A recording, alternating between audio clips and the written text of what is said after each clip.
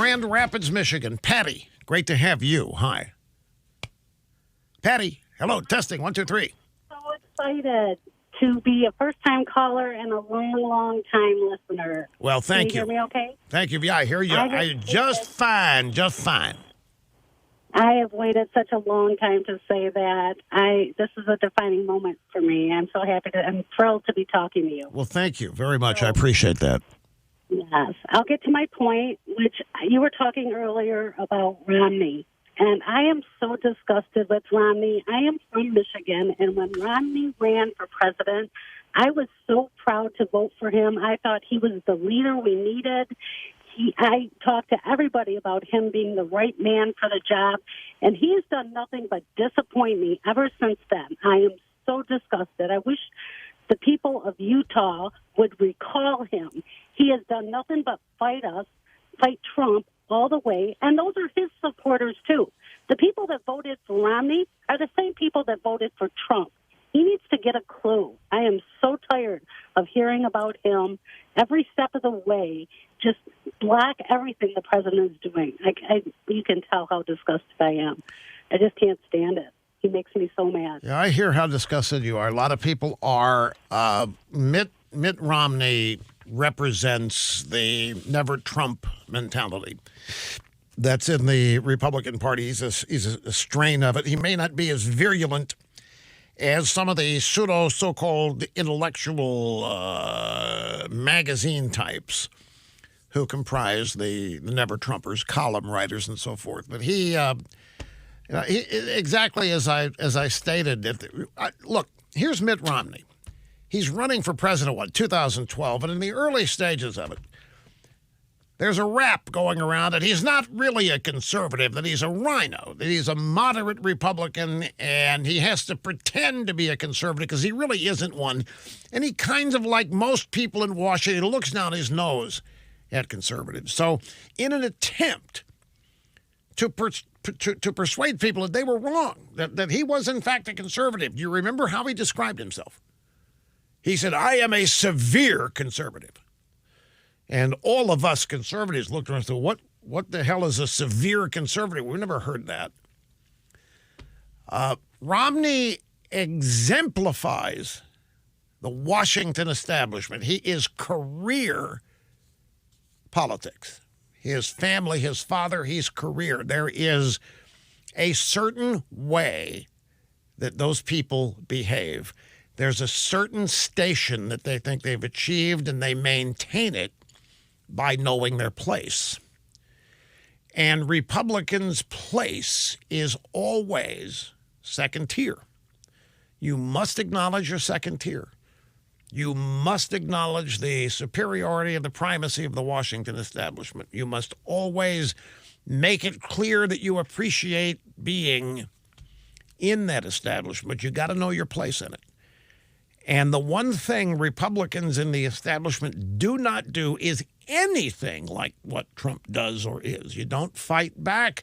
You don't really try to win on a permanent basis. Yeah, you contest for the presidency every 4 years, and you may win now and then. But then you acknowledge you're going to be destroyed the next 4 years. You acknowledge that you're going to be hit. And that's the price that you will pay for winning. And you have to smile and grin and bear it. And it has grown to just so frustrate Republican voters and conservative voters who have thought all along that the Republicans are actually in this to win and to dominate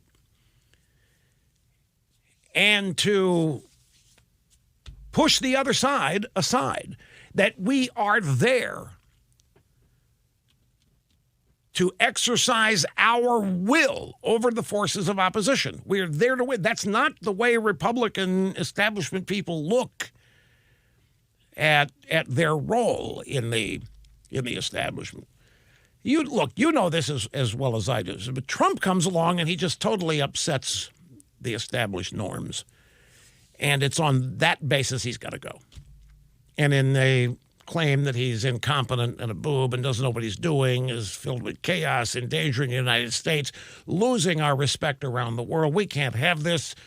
We've established this world order that the United States set up after World War II. Trump's coming along trying to blow it up. We can't let this happen. We can't allow this to happen. So it's easily understandable if you know who the players are, and if you have come to grips with the way Republicans in this establishment acknowledge their place in it. Grab soundbite number 3. Here is Romney, by the way. After this program ended, don't know if that's a coincidence. Could well be, but don't know. He goes to the floor of the Senate and makes some remarks about the ceasefire between Turkey and the Kurds in Syria. The announcement today is being portrayed as a victory. It is far from a victory. The decision to abandon the Kurds violates one of our most sacred duties.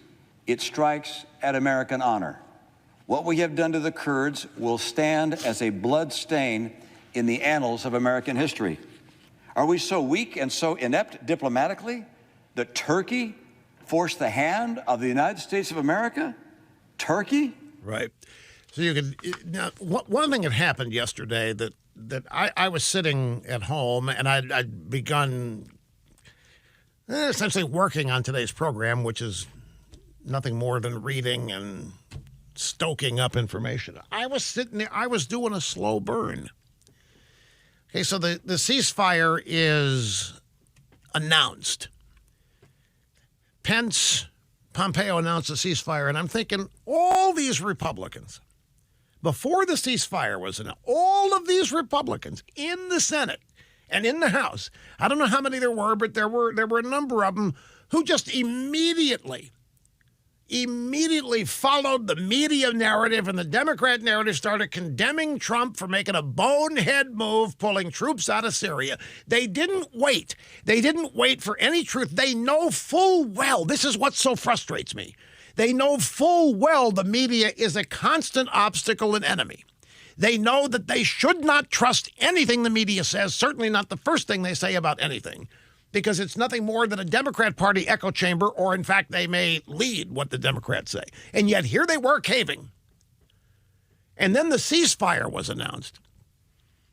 Pence and then Pompeo announced a ceasefire. And I wonder how many of these Republicans have got egg on their face now.